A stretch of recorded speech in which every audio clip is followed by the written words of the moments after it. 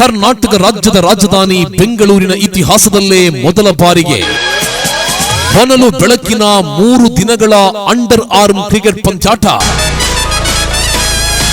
voice of Karnataka ಇದರ ಆಶ್ರಯದಲ್ಲಿ Karnataka premier league 2K24 ಎಲ್ಮಾಸ್ ಟ್ರೋಫಿ 2024